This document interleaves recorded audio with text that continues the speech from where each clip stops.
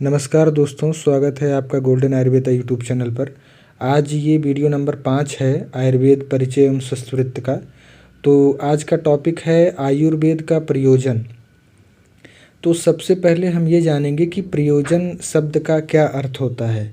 आयुर्वेद का प्रयोजन तो है टॉपिक, बट प्रयोजन के बारे में हम जानेंगे। तो प्रयोजन का मतलब ये होता है जब हम किसी कार्य को करते हैं तो उस कार्य को करने के पीछे का जो कारण होता है उसे हम प्रयोजन कह सकते हैं, उसे हम तात्पर्य कह सकते हैं, उसे हम अभिप्राय कह सकते हैं। तो यही आयुर्वेद का प्रयोजन है। उसके लिए आयुर्वेद का जो प्रयोजन है उसके लिए एक श्लोक है चरक संहिता के सूत्र स्थान में।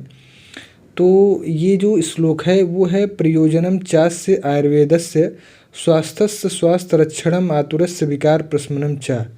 तो ये श्लोक ये बताता है कि जो आयुर्वेद के दो प्रयोजन हैं वो क्या क्या हैं। तो आइए हिंदी में जानते हैं कि क्या है।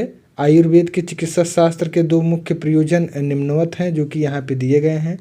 वो ये हैं कि स्वस्थ व्यक्ति के स्वास्थ्य की रक्षा करना, स्वस्थस्य स्वास्थ्य रक्षणम। तो उसका अर्थ ये हो गया कि स्वस्थ व्यक्ति के स्वास्थ्य की रक्षा करना, जिसको कोई रोग नहीं है, कोई विकार नहीं है किसी के शरीर में, तो आने वाले भविष्य में उसको किसी प्रकार का कोई रोग ना आवे उसके शरीर में। तो उसके लिए हमें चिकित्सा करनी है कि वो स्वस्थ बना रहे आगे चल करके। और दूसरा प्रयोजन ये है कि रोगी व्यक्ति के रोग को दूर करना। अगर कोई रोगी हो गया है, किसी को किसी प्रकार की बीमारी हो गई है, तो उस बीमारी की हम चिकित्सा कैसे करेंगे और उस बीमारी को हम ठीक कैसे करेंगे, ये आयुर्वेद का प्रयोजन है। तो स्वस्थस्य स्वास्थ्य रक्षणम, स्वस्थ व्यक्ति के स्वास्थ्य की रक्षा करना, आतुरस्य विकार प्रशमनम च, रोगी व्यक्ति के रोग को दूर करना।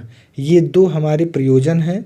आचार्य चरक के मतानुसार चरक संहिता के सूत्र स्थान के 1.53 में ये बताया गया है, धातु साम्य क्रिया चोक्ता तंत्र सस्य प्रयोजनम। अर्थात ये है कि धातुओं को सम क्रिया में, आचार्य चरक जी बोलते हैं कि धातुओं को सम क्रिया में रखना ही आयुर्वेद का प्रयोजन है।